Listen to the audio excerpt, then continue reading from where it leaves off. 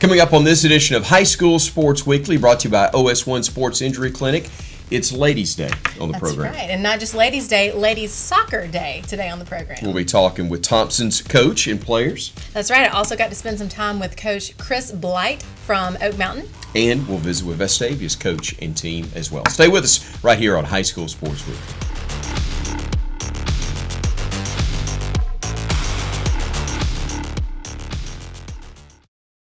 OS1 Sports Injury Clinic in Hoover is a proud partner of High School Sports Weekly. OS1 has fellowship-trained sports medicine physicians right here in your community. There's no appointment needed. Just drive up to the door. They've got X-ray and MRI on site. So now, being injured or having an orthopedic issue doesn't mean you need to be exposed to sick people. Avoid the hassle and time of going to an ER when you can get more specialized care in a more timely fashion at OS1. Open 7 days a week to serve you. It's OS1 Sports Injury Clinic, and find them online at bettersooner.com.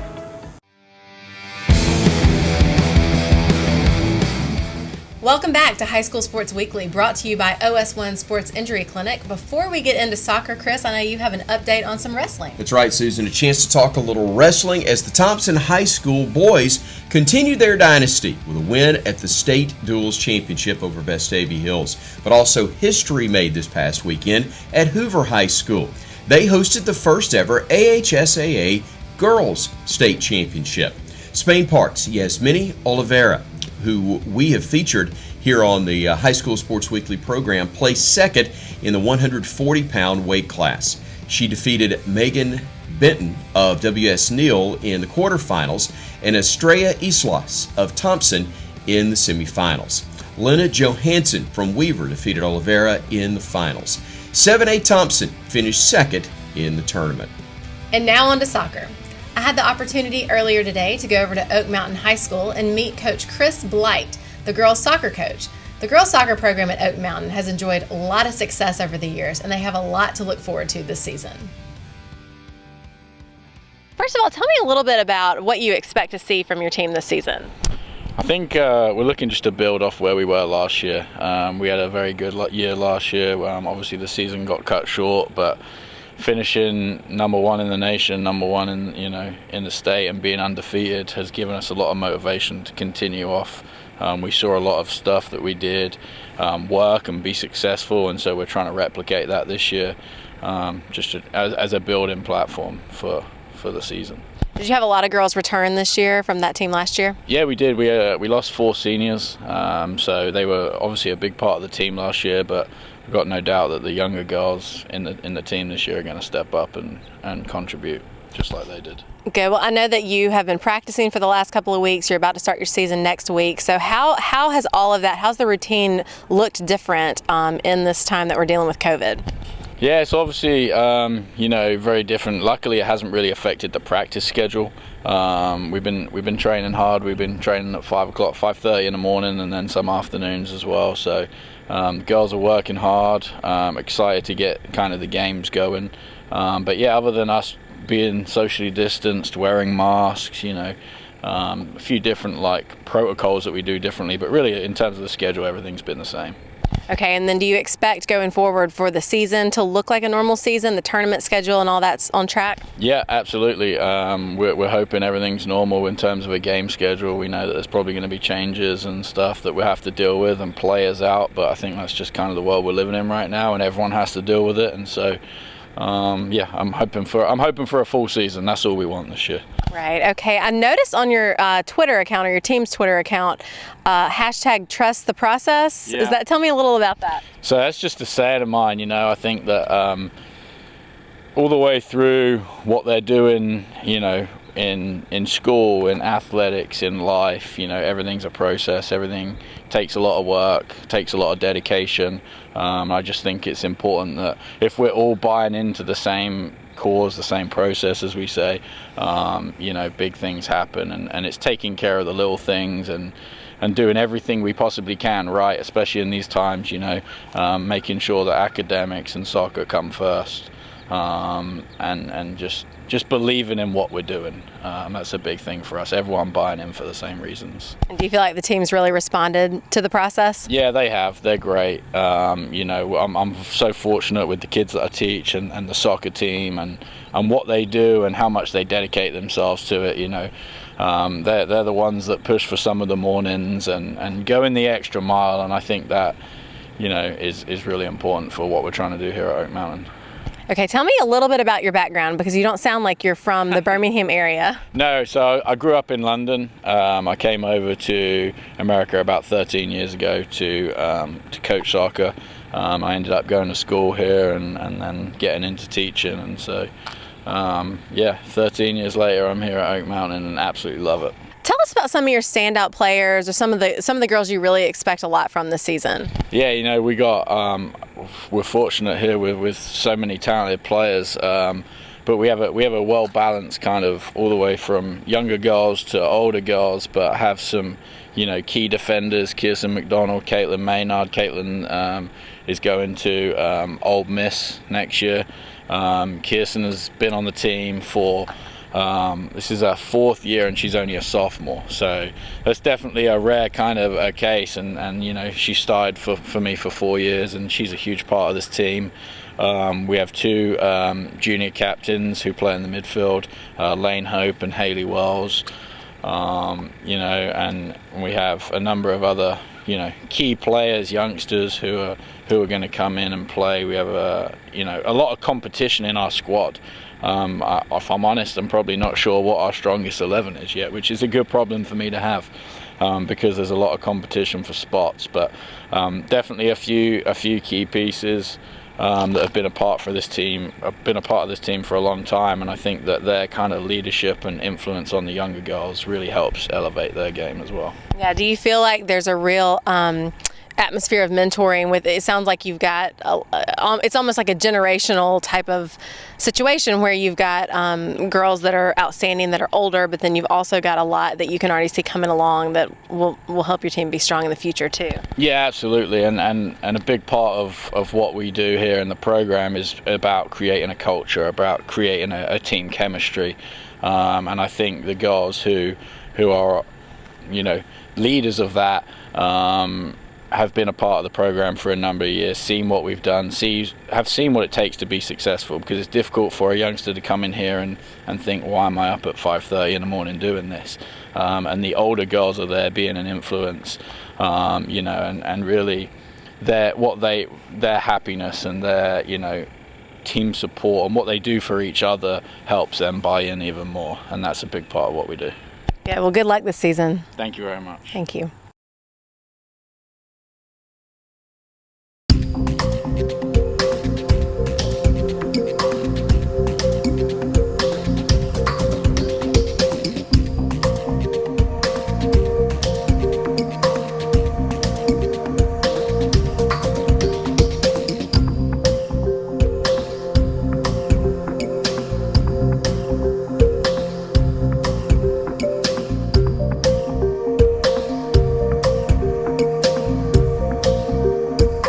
OS1 Sports Injury Clinic in Hoover is a proud partner of High School Sports Weekly. OS1 has fellowship-trained sports medicine physicians right here in your community. There's no appointment needed. Just drive up to the door. They've got X-ray and MRI on site. So now, being injured or having an orthopedic issue doesn't mean you need to be exposed to sick people. Avoid the hassle and time of going to an ER when you can get more specialized care in a more timely fashion at OS1. Open 7 days a week to serve you. It's OS1 Sports Injury Clinic, and find them online at bettersooner.com.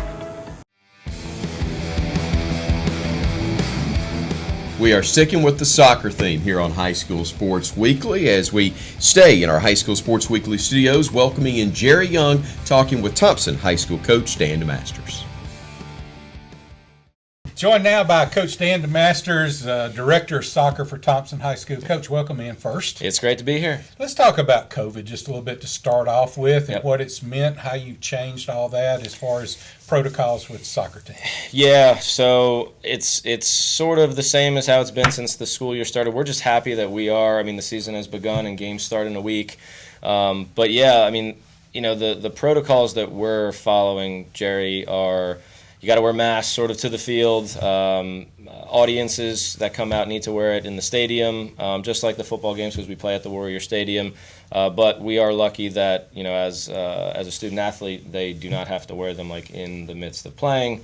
As it gets hotter, I mean, it actually feels really good right now when you put on the mask and it's cold outside. But we know as it gets hotter, that could almost be a harmful thing to have the mask on. But we're lucky. That's sort of the protocols we've been following. We take temperatures before practice, tell people if you're getting, you know, feeling sick just to stay home, that sort of thing. But like I said, lucky that we're just able to do it, especially after the spring season got canceled sort of midway through last year, and those seniors didn't get to finish. But again, we're playing for them and keep on rolling either way. All right, talk about the girls team first. How's it looking this year? Very good. We probably, since I've been here, the best that we're going to be. We have an older team, about 8 seniors on the team, so good senior leadership. We have youthful energy and talent as well. That's sort of mixed in there, and I think it's, again, high hopes. You don't want to jinx anything, but we expect, and I think the girls expect too, to just have a more successful season. I think they want to make the playoffs. They want to beat the Hoovers in the Oak Mountains and the T counties and get into the playoffs and make a run for it. So that's been the standard set by administration, by even myself. Like we strive for excellence in everything that we do. So we're gonna definitely break through this year is sort of the word. And I keep telling people, watch out. All right, so we know we're going to have you back on, obviously, a couple more times as the season now gets into it, and then we go to the playoffs. But if you would have brought 2 or 3 girls with you today, who would they have been, and kind of talk about them and some standouts on the team? Yeah, so our 2 senior captains, I kind of just named them as Marblee Mercia. She's a senior who's been on varsity since her freshman year, and Mary Paige McDonald, she's a senior as well. They're both, ironically, our center mids. So not only are they good leaders, captains, but they run the show. They got good vision. They got good technical ability, and they're going to be the ones who take us as far as we can go, right? But we do have some younger talent. You know, we got 2 juniors, Drew Blazing, who's a center back, so she's sort of like the staple in the back. With actually another senior I didn't mention is Zarin Anand. She is lightning fast. And another junior named Morgan Snyder, who she's a good little natural lefty. And our sophomores, Marley Roach and Georgia Cousins, they're really 2 great young ladies who, again, future leaders, future captains. That sort of they're the youthful attack. All of those juniors and sophomores that I mentioned. So, you know, we're excited. We also have depth, so you can't complain about having depth just in case COVID happens, injuries happen, stuff of that nature. So, yeah, excited. What's the goal for this year? Well, I think the goal, win a state championship, obviously, but I mean that's sort of the goal. I think though, as we are continuing to progress, we always want to just be in the mix of playoffs. You know, I think the area games is something that both programs just value, and that's what they want to get to. Because once you make the playoffs, and if you can get in our area especially, because we know how good not just Birmingham sports is, but in the soccer world, this is the epicenter, right? I mean, this is the epic, the top, the paramount, and we just need to give ourselves a chance. If we can get there, you know, I tell my girls all the time, I'm like, listen, it's 4 games in the soccer and how the playoffs work, and you could be state champions. So if we get there and we get in the mix, soccer's a funny game, you know. You could be the better team and certainly not win, and that's like that in a lot of sports, but soccer's a 1-goal game, and the ball can bounce a fishy way every once in a while. And now the spotlight moves to Vestavia Hills with our own Donette Logan. With Vestavia Hills women's soccer team and coach, when I look at your history as a team, and since you've been here coaching, it's a very strong, dominant team.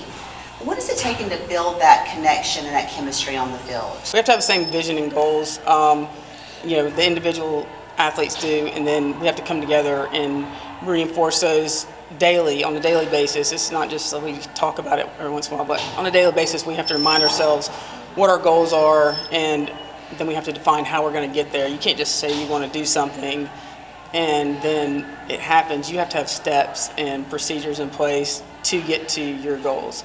And I think that they do a good job of reinforcing that and reminding each other daily, like, this is why we're doing what we're doing. Julia, when I start with you, I know you're a senior on this team, so you've kind of watched it grow and develop, and you're leading this team, on and off the field. What do you think are some of the things we need to look for from you, like the ladies this season? I just think we're all here for a common goal, like Coach said, and I just think we're all here to give our 100% effort and just try our best and meet our goal. Riley, what do you think the challenges are for you guys this season?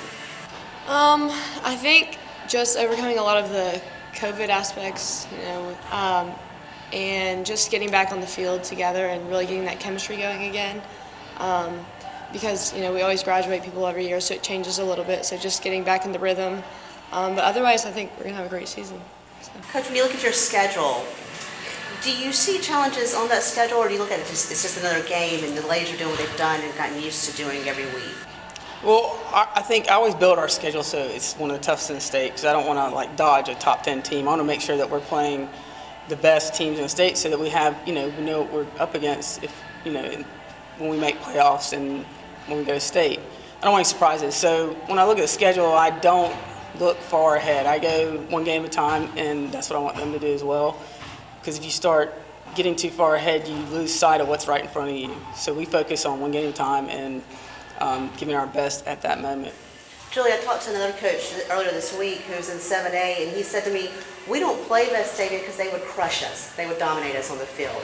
When you hear that that's how you guys are perceived and coaches look at you that way as a team, and you hadn't even started the season, talk about that mentality and how that just feels for you guys, and that's how you're seen by others. Well, I like to hear it because it makes us feel higher up and I guess dominant. I don't know, I like to hear it, but I also wish that they would give us a chance, I guess, still play us and let us get better and get them better. I don't know.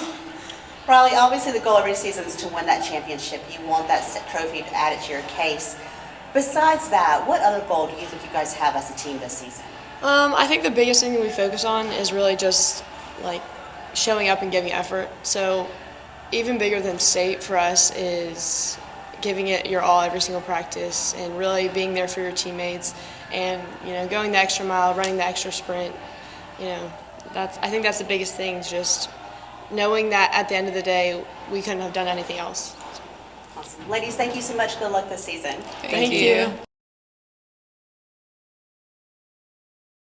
OS1 Sports Injury Clinic in Hoover is a proud partner of High School Sports Weekly. OS1 has fellowship-trained sports medicine physicians right here in your community. There's no appointment needed. Just drive up to the door.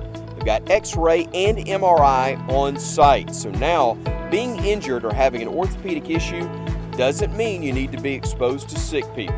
Avoid the hassle and time of going to an ER when you can get more specialized care in a more timely fashion at OS1. Open 7 days a week to serve you. It's OS1 Sports Injury Clinic, and find them online at bettersooner.com.